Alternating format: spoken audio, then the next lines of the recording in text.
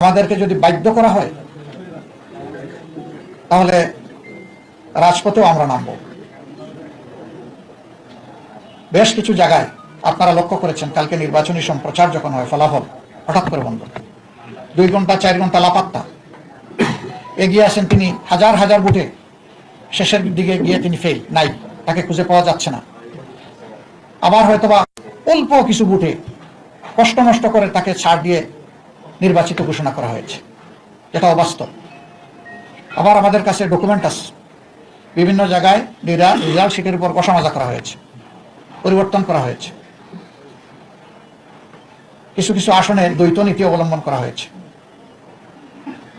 নাসিরউদ্দিন পাটোয়ারির আসনের ব্যাপার আপনারা সবাই জানেন, এটা আমাকে বড় করে আর বলতে হবে না।